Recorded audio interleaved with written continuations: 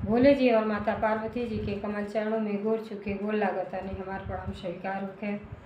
माँ जगदम्बा भवानी के कमल चरणों में गोर चुके गोर लागतानी हमार प्रणाम स्वीकार होके।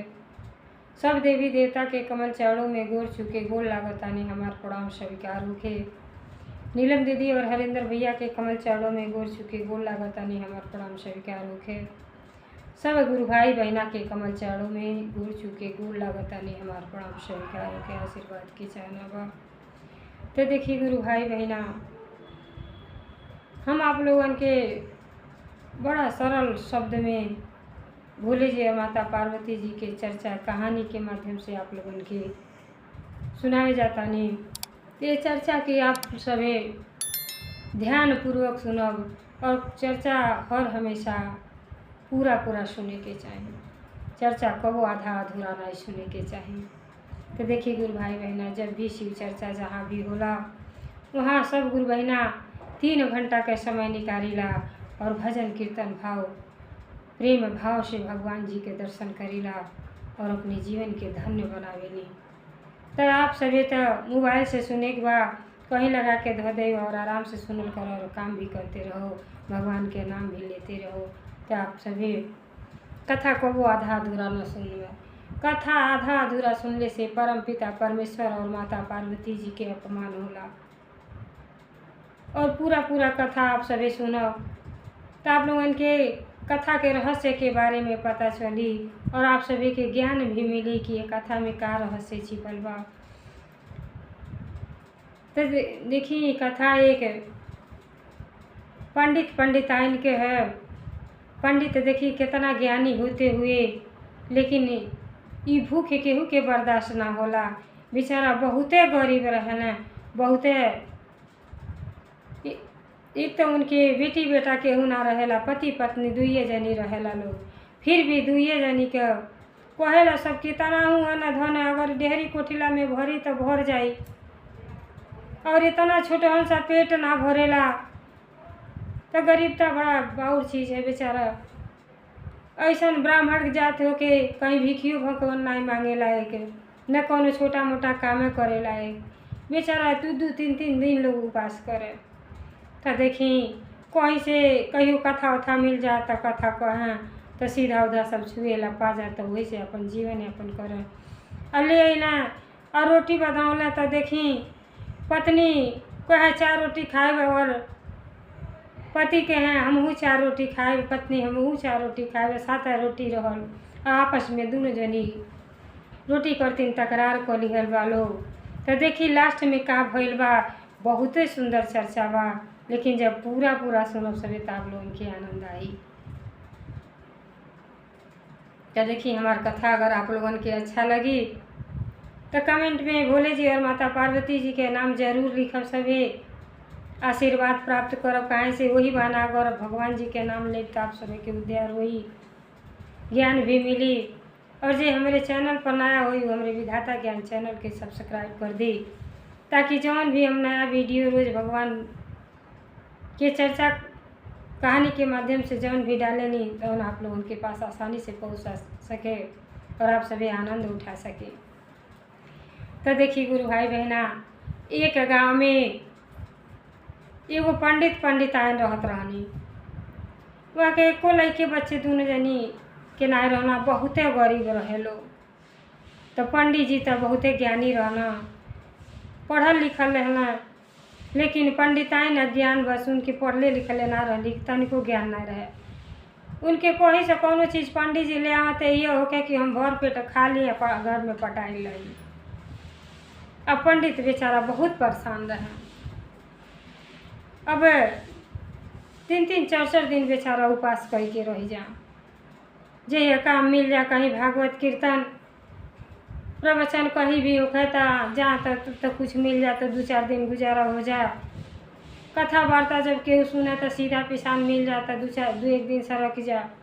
और नहीं मिले तो 2-2-3-3 दिन 4-4 दिन बेचारा के उपास करे के पड़े।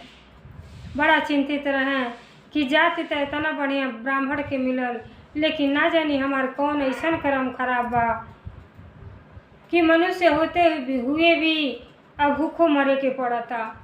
अरे छोटहन काम तो हम कोनो कोई ना सकीला, मान सम्मान के भी बचावे के बा। अब बेचारा बहुत चिंतित रहे। अब देखी एक दिन कथा कह के अइला, 3 दिन के उपास कैले रहल लोग। अब बेचारा के 2 पौआ आटा मिलल रहल। पंडिताइन का कहली मोटे मोटे 5 गिनली तो है नहीं, 6-7 गो रोटी बना देली। और जब 7 गो रोटी भई तो दोनों जनी बेचारा बहुत कस के भूखी लगल रहल। आ दोनों जनी जब खाए बैठल लोग तो पंडित कहना हमरे तो बड़ी तेज भूखी लगल बा, भूख है अब बर्दाश्त ना होता। तो कहली क्या करे बचनी खा लिहल ना। खाना 2 जनी के जर वाले थरिया में परोस के ले अली। आ 3 गो रोटी अपने पति देव जी के दे देली, पंडित जी के, और अपने 4 रोटी लेके बैठ गई। और पंडित जी ताकत रहना सोचना 3 दिन के भूखा 3 रोटी कौने ओर के हुई।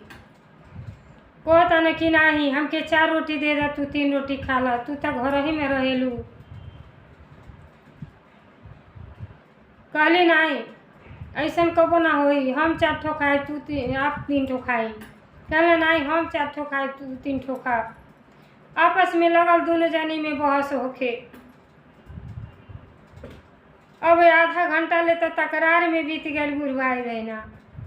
अब ब्राह्मण जी जब कहीं पत्नी के अपने कि तू है 3 रोटी खा ला 4 हमके दे दो, और पत्नी के कि नहीं आप 3 रोटी खा ली 4 हमके दे दी, 4 ठो खाए तो हम 4 गो खाए। अब का करें, ब्राह्मण तक ज्ञानी रहने लेकिन कहने शायद तकरार न करो। अरे न 3 न 4 3.5 रोटी खा के पटा रहल जा। तब बेचारी कैसे बूढ़ा मन ली पंडित आए और 3.5 रोटी खा के लोग आराम से सुत गए। अब सुतल लोग घर में इंतजार करता कि केहू जजमान आई तो कहीं जरूर कहीं मिली कि कथा वथा कहे जाए के पड़ी, तो कुछ सीधा पिसान मिल जाए तो फिर अपन मुख भंजन चली। अब ब्राह्मण सुतल सुतल सोच रहल बाड़ा 1 दिन बीतल, 2 दिन बीतल, 3 दिन बीतल। अब बेचारा खटिया पे सुतल बाड़ा तो पंडिताइन अली तो कहतड़ी कि हे स्वामी सुतल रहो, आ 3 दिन हो गल कुछ खाए के ना मिलल, घर में कुछ बा नहीं तो का बनाई खाए, अब भूख के मारे रही ना जाता। और पंडित जी कहने कि अब बताओ ना का करी। अरे कोनो छोटा मोटा काम तो कोई ना सकत हई। अब हमार जात जने हवा कथा वार्ता भागवत कहल तो जब मिली तबे न करे जाए, कहीं जजमानी में कहीं कुछ लौकते नहीं खे तो जाई तो कहाँ जाई, अपन चुपचाप घर में पटाइल बानी। अब पंडिताइन कहली कि देखी जब काम नइखे मिलत तो घर के जौन खेती बाड़ी बा वही के कोड़ी ओढ़ के परिश्रम करी कि कुछ बोआ जा कुछ हो जा। कहना ठीक है कहताड़ू चलो। तो जनता बयानी बिना खाइले कौन काम बढ़िया से होई। पेट में तो बेचारा के चूहा कूदत रहल, 3 दिन से बेचारा कुछ ना मिलल रहल पंडित जी के।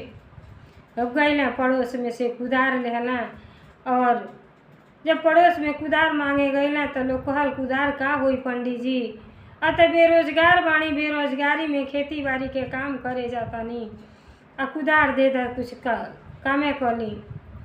सब के हंसे लगल कि ब्राह्मण जी जे कथा वार्ता करे वाला तैसे कुदार कैसे चली, देखबा हाथ पाँव बचैबा कहीं हाथ पाँव पे घाव न लग जा। कहला नहीं इतना सुखवार नहीं खी, अरे मुँह भगवान देले बानी तो हार देवे करो, लेकिन बिना परिश्रम के कुछ मिले वाला नहीं खे। अब ब्राह्मण देवता पहुँच गई खेते में, बेचारा खेते में कुदार चलावत चलावत थक गई।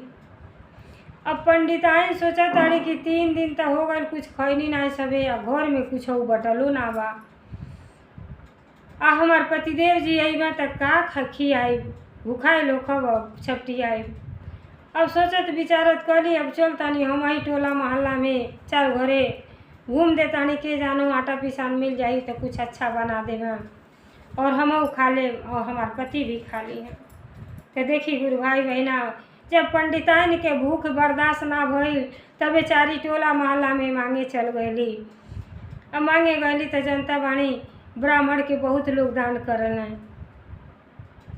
अब 2-3 दुआरे गईली तो सब कहल कि ये दादा ले रोज रोज आवेलू मांगे तो कहाँ से रोज रोज केहू दे, लेकिन एक केहू वही में सभ्य रहला तो सोचेला कि गरीब के भूखा दुखा के खाना तो खियाई देवे के चाही, अपने न खा लेकिन खिया दे पुण्य मिलेला। तो कुछ टोला में गुरु बहिना लोग रहली, शिव भक्त रहली, तो लोग बोला बोला के कहली कि पंडिताइन का बात है, आज अपने निकल गई, पंडित नहीं की का। कहली अरे अब का अपन हम दुखड़ा सुनाई, हमारे घर में 3 दिन से चूल्हा नहीं खे जरल, हमन के 3 दिन से उपास कोयले बानी, बाल बच्चे तो बटले नहीं खे, आ कहाँ जाई जा। हर गुण के आप लोग के दरवाजे आयल बानी, कुछ मिल जाता भोजन बना लेते। गुरु बहिना बड़ा खुश भैली, कहली कि चलो यही बहाना दान पुण्य हो जा, ब्राह्मण बहुत देता, बहुत अच्छा है। दान वही जगह करे के चाही जहाँ दुरुपयोग ना होके, सदुपयोग होके, आई लोग खइया तो पुण्य मिली। तो गुरु बहिना एक जनी बड़ा सभ्य रहली, बेचारी आटा देली, आलू उलू दे देली, कहली ले जाई इतनी जो भोजन बना लेबे।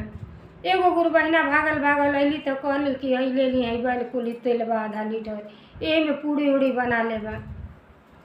तो देखी दुनिया संसार में बहुत लोग ऐसा दानी बने, आ बहुत ज्ञानी हो के अज्ञानता बा कि कुछ दान पुण्य केहू के ना करेला, कहना ही सब ढकोसला है।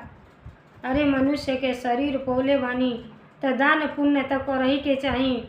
अगर एक मनुष्य दूसरे मनुष्य के काम में ना आवे तो ओकर जीवन व्यर्थ बा गुरु भाई बहना, जीवन व्यर्थ बा। अब बेचारी पंडिताइन बहुत खुश भैली कि हमार पतिदेव गोयल बानी खेते में काम करे, अब बिना खैले तो कैसे कुदार चली, लेकिन चलो कुछ जल्दी से बना दी आ दोनों जनी खा लिहल जा। अब ले अली 2 पौआ आटा पौले रहली बेचारी, आ मोटे मोटे फिर पूड़ी बनौली, हाली हाली के बे आ जाइ हाँ, आपको भूख लगले रहल, पूड़ी आ सब्जी बनौली, बनाते रहली तोले पंडित जी आ गईली। कहली अरे कुछ ले आवा पानी वानी पिए के, आज तो बड़ा थक हार गईनी, कुदार चला के आवतानी, पसीना पसीना हो गइल बा शरीर में। कहली अरे पानी पिए के तो कुछ घर में ना बकार उरे के पानी पिए के देई, आ खाना बनौले बानी। कहली तब ब्राह्मण जी कहली कि कहाँ से खाना बनल जब घर में कुछ ना रहल है। कहली अब आप रहनी ना तो गईनी है टोला में से गुरु बहिना के घर से मांग के ले है, आटा दे ली है, केहू जनी तेल दे दिहल लोग, केहू आलू दिहल है, तो कहनी आप काम धाम कऽ के आयल बनी तो भोजन बना दी खा ले तो थोड़ा सा शरीर में ताकत हो जाए। तो ऐसा करी कि अब बैठी ना जल्दी से 2 लोटा नहा ली, आ नहा के खाना खा लिहल जा। देखी अब जब इतना बाती पत्नी के मुँह से सुनले पंडित जी तो बड़ा खुश भैल, कहना लगातार आज 3-4 दिन है, आज कुछ भोजन करे के मिल जाए। बेचारा झट दे 1 लोटा यहाँ 1 लोटा वहाँ, कहना हम नहा तुम नहानम सो हम नहानम। अब बेचारा अपने पत्नी से कहता ना कि तुम नहानम सो हम नहानम, हाँ तू नहा ले ली तो समझा हम नहा ले ली।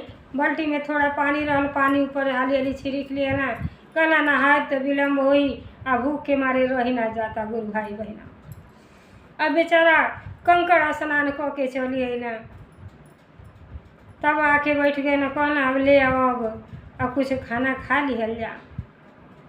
तब अब बेचारा बैठ गए ना जगह पर खाना खाए, और पंडिताइन के जनता बानी बाल बच्चे रहला नहीं, लड़के ना रहला ना लड़किए रहली, पति पत्नी के जरी रहल। पत्नी भक्ति भाव कुछ ना जानत रहली, खाली उनके पेटे से मतलब रहे, कहाँ से कुछ ब्राह्मण देवता ले आई या बना के खा लिया पटाइल रही,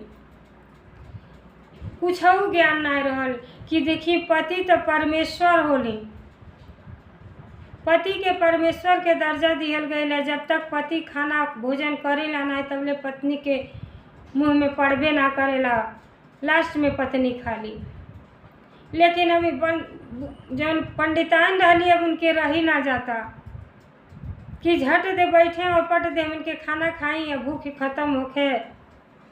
जब पंडित बैठल जब लगली परोसे तो का कहली 4 पूड़ी अपने के धो लेली आ 3 पूड़ी अपने पति के परोस देली।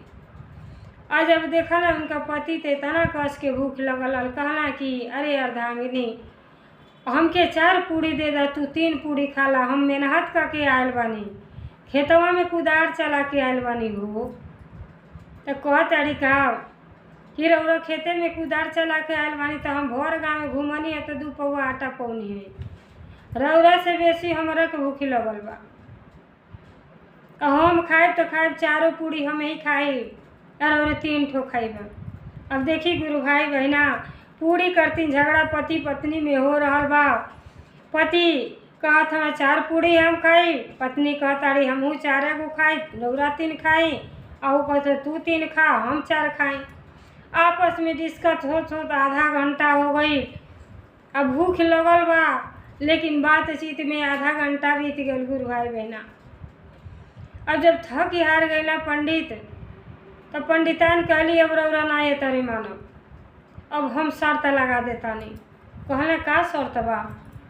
तो चली दोनों जनी सुतल जाई, आ जे पहले हिल जाई, जेकर शरीर पहले हिल जाई या बोली देई ते 3 पूड़ी खाई, आ जे बाद में उठी उ 4 पूड़ी खाई। अब पंडित बड़ा चक्कर में पड़ना, ज्ञान बेचारा के वहीं बिला गई। कहना चाहिए का लइकन के खेले बूढ़न में ले आदि हलू, चलो अभी यह चाहताड़ू तो यह विधाता के खेली है हुई। अब दोनों जनी गुरु भाई बहना इधर बूढ़ा के बिस्तरा लग गई, आ इधर जौन है पंडित जी के बिस्तरा लग गई।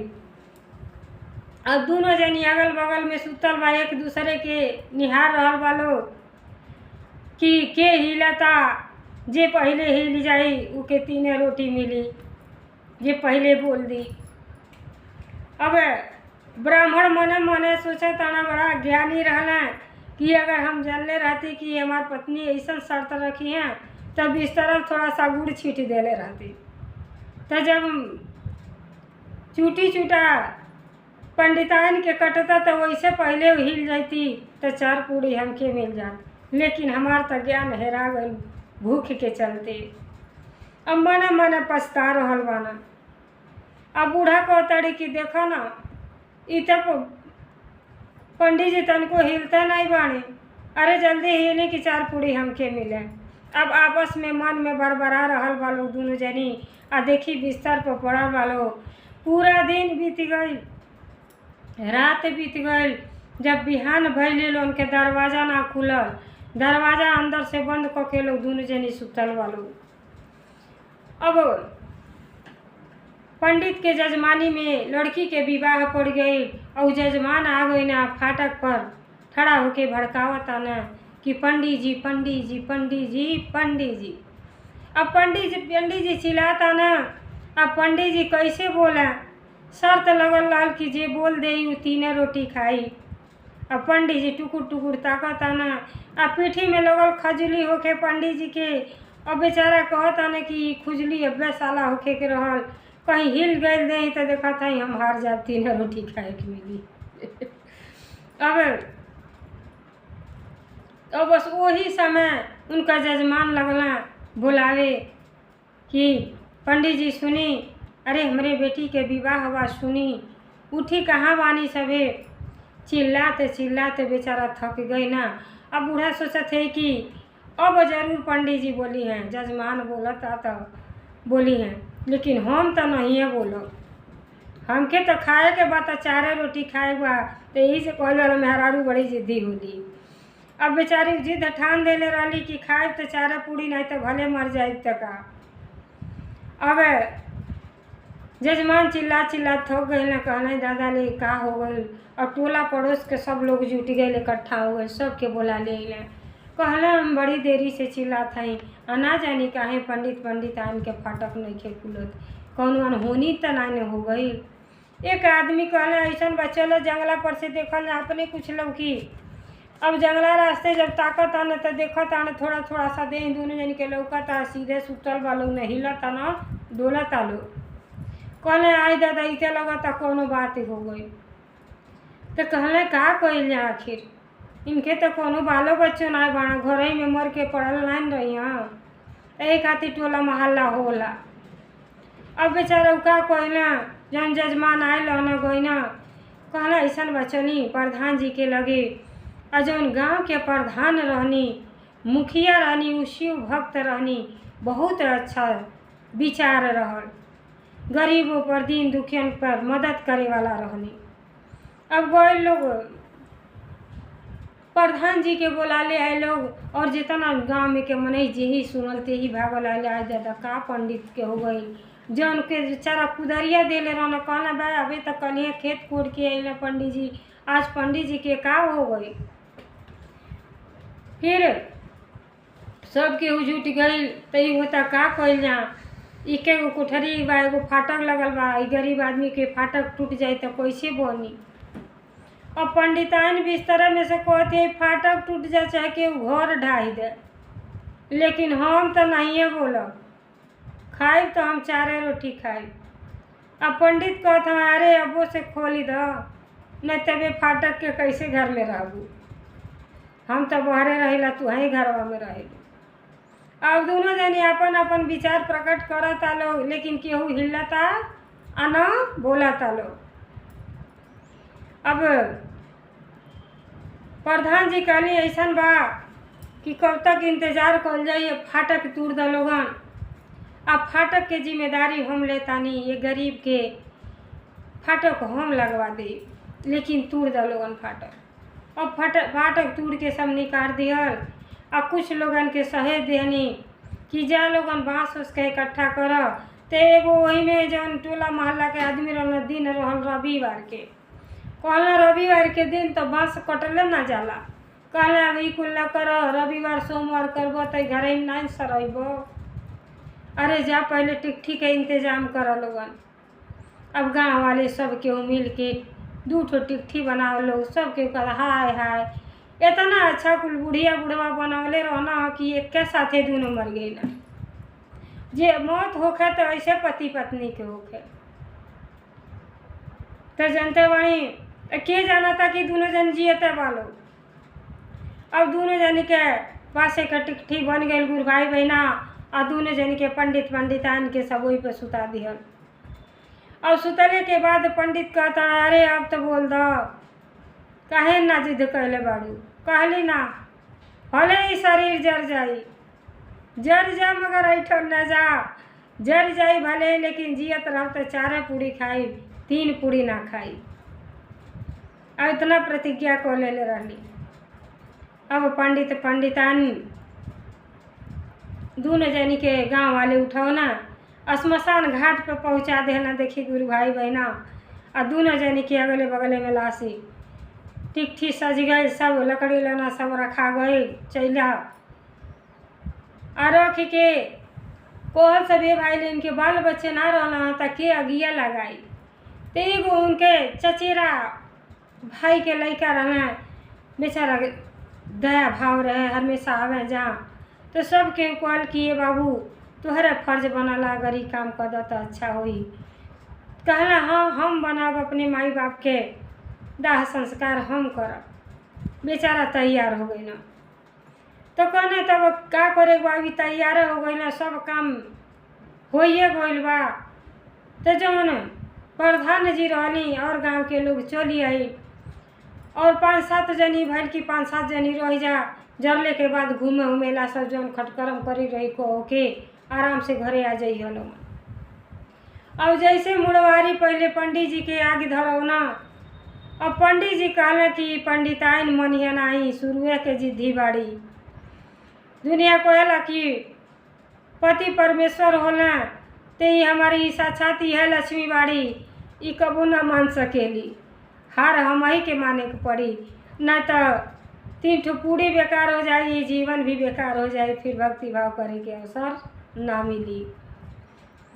अब बेचारा जैसे आगे लगल और चैला तना मरला, कहना भोले जी के नाम लेला, कहना हे पिताजी हमके ज्ञान होते हुए भी अज्ञानता कैली, अगर यह काम पहले कैले रहती तो ये श्मशान घाट पर जीते जी ना आवे के पड़त। अब भगवान जी के शरण में गईला भोले जी के।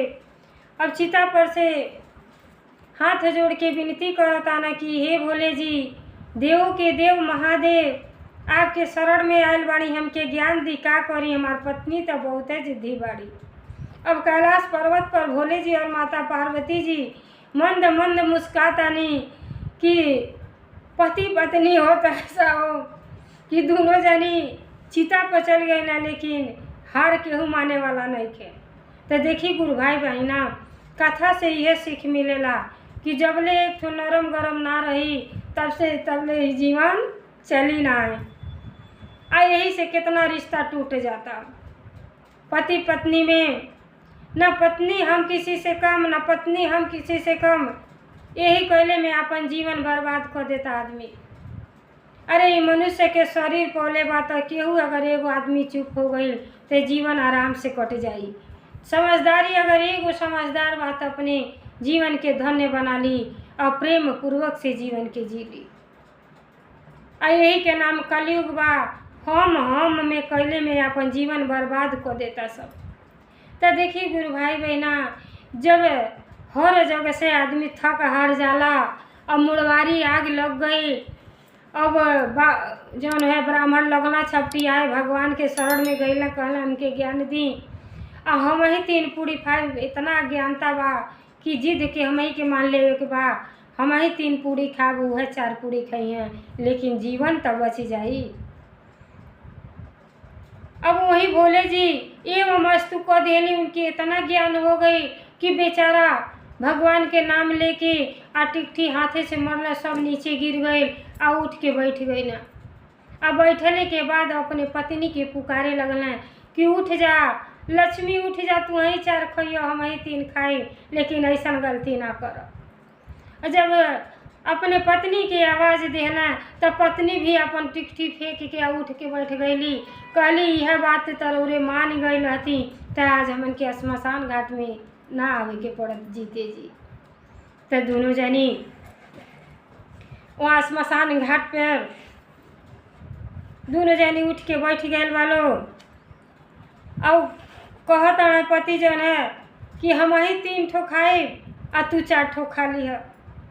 कहली हाँ हम तो 4 गो खाए रे 3 ठो खाइबे, ईमान के चली तब हमें पर से उठल के बैठल तो जरूर बाड़ी, लेकिन ठड़ा ना हो खो जबले अब करार ना करबे। कहला ठीक बा, चलो हम 3 गो खाए, तू 4 गो खइया, लेकिन चलो घरे। अब जैसे उठ के ठड़ा होता ना 3-4 के जब नाम लिहला तो जब 7 जनी वहाँ ठाड़ रहना अंतिम दाह संस्कार करे करती, उस सब के डेरा गई कि आई हो दादा पंडिताइन तो भूत बन गए लोग। आ भूत बन के जैसे पंडिताइन उठल लोग 4-3 के नाम लेता, कल अरे सारे भागा कुल यहाँ से, न तो देखा तानी तो कुल भूत बन गए हमारा पंडिताइन। कहते पंडिताइन कहता कि 4 जनी के खाई, आ पंडित कहता 3 जनी के, आ 7 जनी हमन के बाणी 7 जनी खत्म हो जाए। अब लगना 7 जनी भागे, लगना 7 जनी भागे। अब पंडित कहता अरे धीरज धरा लोगन, रुक जा हमार बात सुन लो, लेकिन वो लोग बात नहीं सुनता। आगे आगे भागल जाता, पीछे पीछे पंडिताइन अपन मस्ती में आवता लोग। और वही पंडित जी पंडिताइन के भजन सुनौले बाणी। देखी भगवान जी के नाम ज्ञान हो गई बा कि ऐसा अज्ञानता नहीं करे के चाहिए। बात के केहू के न केहू के मान लेवे के चाहिए, चाहे गलत हो या सही हो।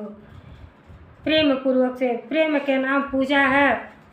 अब भगवान जी तो प्रेम के भूखा हैं। प्रेम से जे वहाँ के शरण में गइल बा, वहाँ के हर प्रकार से मदद कैले बानी।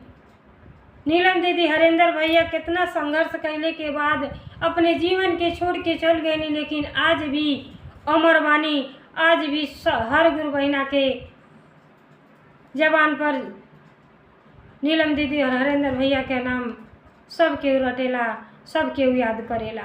तो अच्छा कर्म जब आदमी करेला तो मरले के बाद भी सब नाम लेला। तो देखी गुरु भाई बहना कितना सुंदर पंडित जी भोले जी के भोजन सुनौले बानी। पंडित के ज्ञान बुद्धि ऐसन हेराइल, शिव शंभु हरि। पंडित के ज्ञान बुद्धि ऐसन हेराइल, शिव शंभु हरि। तोड़ल प्रणयापन चितवा उजरल, शिव शंभु हरि। तोड़ल प्राणापन अपन चितवा उजरल शिव शंभुहरि। पंडित के ज्ञान बुद्धि ऐसन हेराइल शिव शंभुहरि। धनिया के उहो लगल मुँह बोलावे शिव शंभुहरि। धनिया के उहो लगल मुँह से बोलावे शिव शंभुहरि। पंडित के ज्ञान बुद्धि ऐसन हेराइल शिव शंभुहरि। चारि गो तू ही खैया तीन हम खैब शिव शंभुहरि। चार गो तू ही खैया तीन गो हम खैब शिव शंभुहरि। पंडित के ज्ञान बुद्धि ऐसन हेराइल शिव शंभुहरि। तो देखी गुरु भाई बहना, पंडित जी के जब टिकठी पर चल गए तब जाके ज्ञान उनके भइल कि अगर हम घरे यह बात प्रण ना कैले रहती, संतोष कैले रहती। संतोष के फल मीठा होला। मनुष्य के जन्म बोले बाणी तो संतोष करे के चाहिए। बहुत लोग चाहेला कि इतना सामान बा तो हम अकेले खा ली।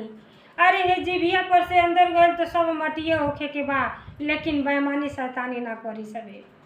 अगर चार जनी बाणी तो मिल बांट के खाई और प्रेम से खाई और आनंद पूर्वक से जीवन के जी। अब बेचारा के जब भगवान के शरण में गए तो उनके ज्ञान हो गई कि यह कार्य हम आगे कैले रहती तो आज हमन के जीते जी श्मशान घाट में केहू ना ले आयल रहत। अब हमन के पूरा जीवन बाकी बा। तब बेचारा दोनों जनी घरे प्रेम पूर्वक आए लोग और बूढ़ा के भी ज्ञान हो गई कि ऐसा अज्ञानता ना करे के चाहिए। और जब घरे लोग जुटल तो वो तो सब अपने अपने घरे भाग के चल गए। आए दादा पंडितान आ गए, पूरे गांव में शोर हो गई कि पंडितान तो घरे आ गए बाणे, भूत बन गए बाणे, जीवित हो गई ना सब। तो गुरु बहना लोग उनके ज्ञान रहल, उ लोग ना डरैली।